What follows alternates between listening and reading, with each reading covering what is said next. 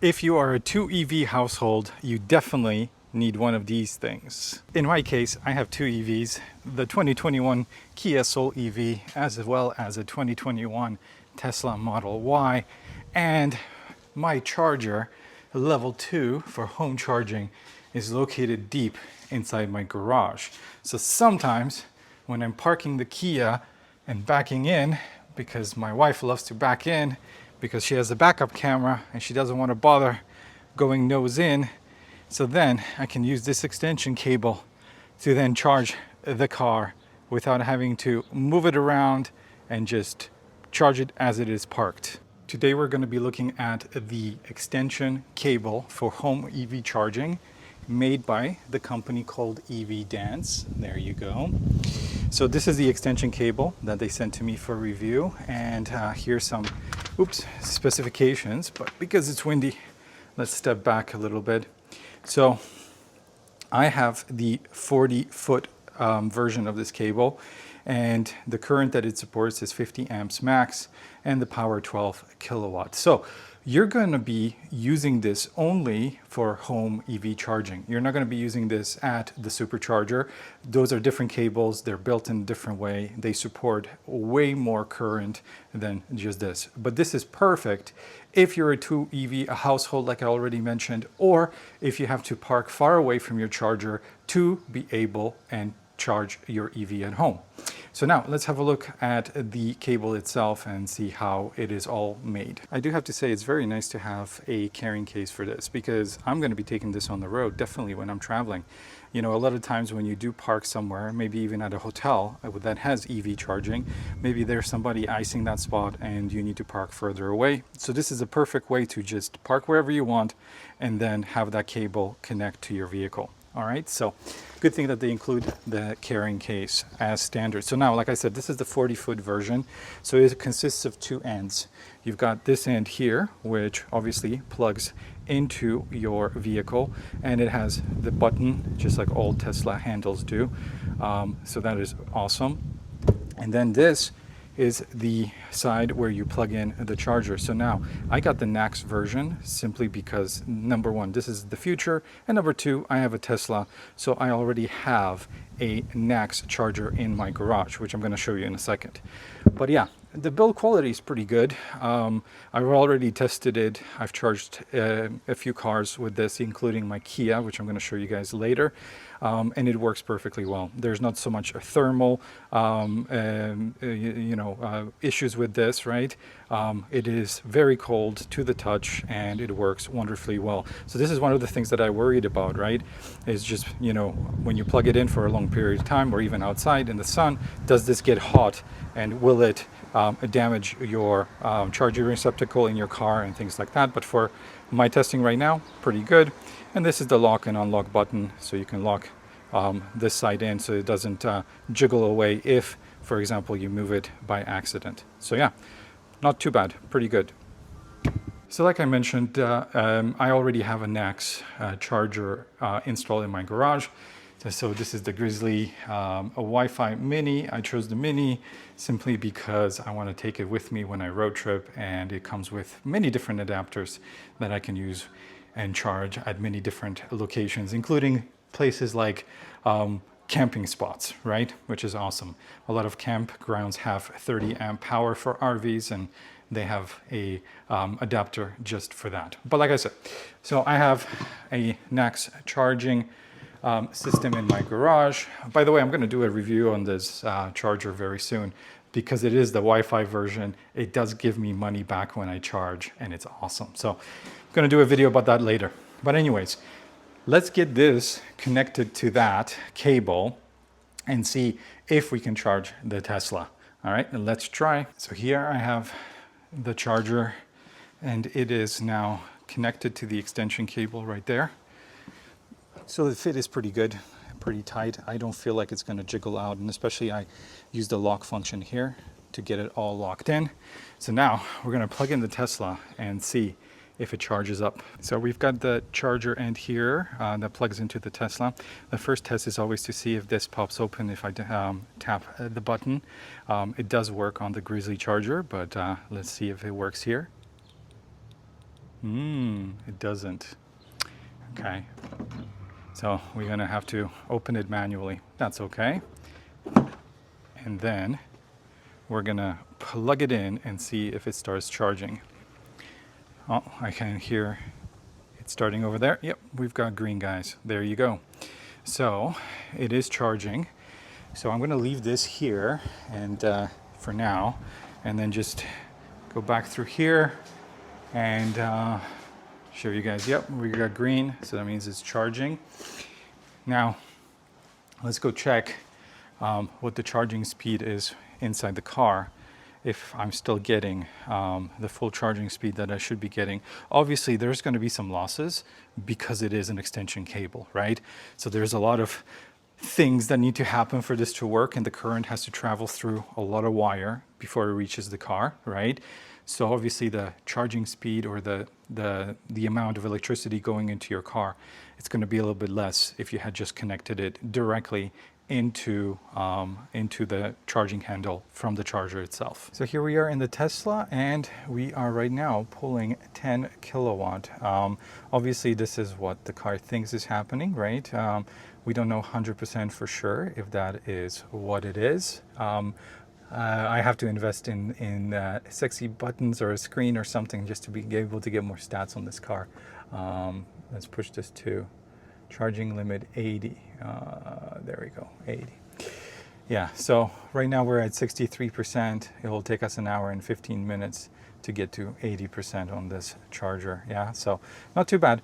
It's doing the full 40 amps as what the charger is rated for, so I'm happy, and yeah, it works.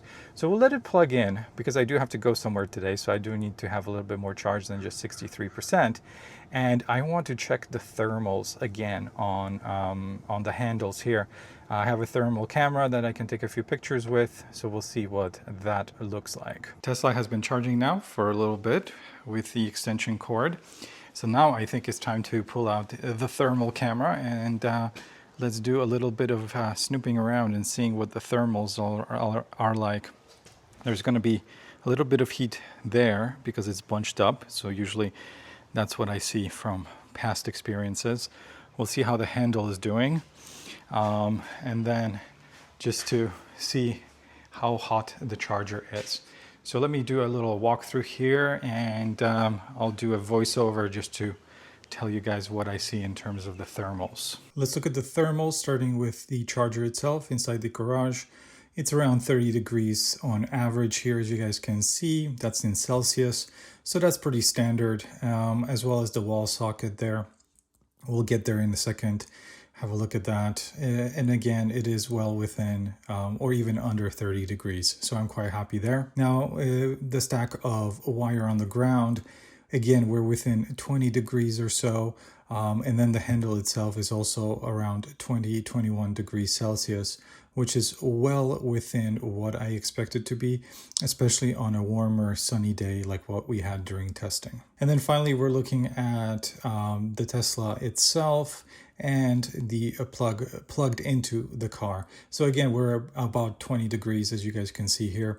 So yeah, well within what I would expect it to be.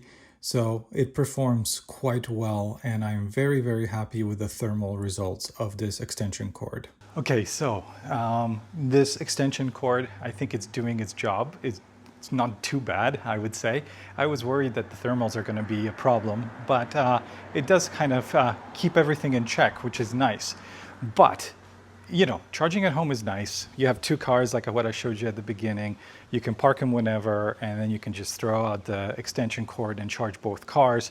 If you've got friends coming over and they park on the street, you can push all that charging equipment towards the street, just put up a sign so people don't trip over it, and then friends can charge or whatever. But also, it comes with a carrying case. So I assume that I can take this with me, right? And I already said that one of the use cases for this would be to use it at a, let's say, hotel.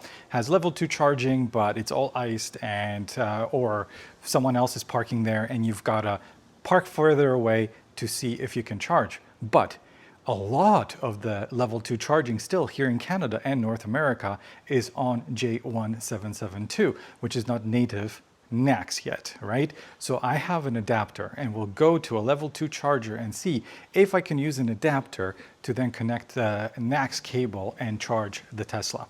So we're going to do that right now. Let's go and try it out. Before we head out and test the Tesla specific adapter on a public level 2 charger, I just want to point out that my A2Z NACS to J1772 works perfectly well with this extension cable from EVDANCE. So if you have two EVs, one being a Tesla and one being a J1772, you can still get a Tesla cable and use it on both EVs if necessary. We've made it to the public chargers here, the level 2s.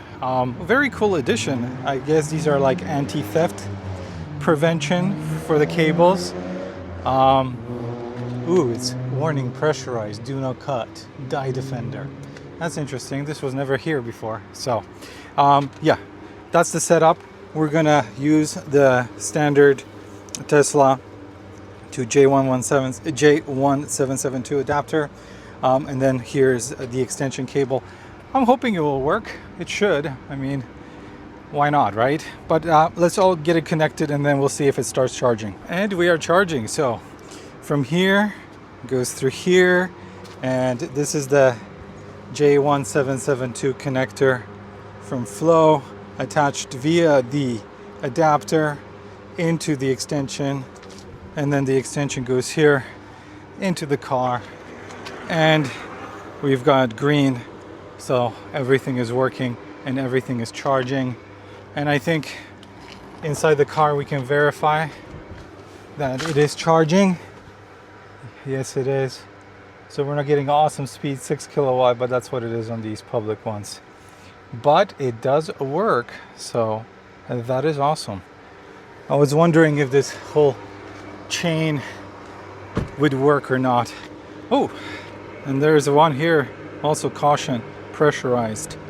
So it's good that they're doing this. I mean, cable theft has been quite the thing here in Alberta, so it's nice that this is working. Okay, but anyways, I'm glad this connection works so you guys can use it the same way. Should you buy one of these extension cables for your home charging setup? I think only two true use cases would make me purchase this. And number one is, well, my situation, right? I have two EVs. One is parked in the garage, one is parked outside, and I don't want to do, shuffling of cars all the time, and I don't want to stretch out my cable that I have from the charger just so that I don't damage it. So in that case, yes, having an extension cable will make it simple, right? I can attach it, put it outside, I can charge another EV. Even I can park on the street, right? But then I would have to run the cable over sidewalks and stuff that I don't want to do. But it is a possibility if you ever need to do that. So yes, if you have two EVs, a single car garage, and you need to charge both of them, then yes, this would work. And you don't want to move your cars around all the time. And number two is if you're traveling a lot, right? If you rely on public level 2 charging at hotels, for example. So you show up at a hotel and maybe some ICE cars are parked in the charging spots, or maybe some other EVs, this happens too quite a lot, right, are parked in those spots. You show up, you want to charge, but those spots are occupied and the cable is not long enough to reach your vehicle. So then again, this extension cable comes in handy because then you can park pretty much anywhere, stretch the cable out, and still be able to charge your EV. So that gives you a little bit of peace of mind when you arrive at a hotel, knowing that they have a charger there and not being worried that if it's taken or if it's not taken, or it is the spot is occupied by another car that might not be charging, or whatever, a gas car, right? You can still be able to charge your vehicle. So yeah, those are the two use cases I think that this would work the most. Anything else? I think it's stretching it a little bit.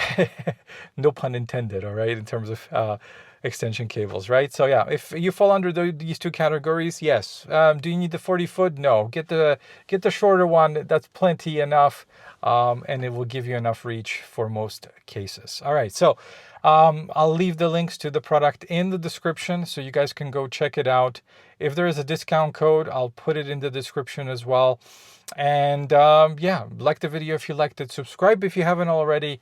That would mean a lot to me if you did, and I will see you on the next one. All right, take care. Bye.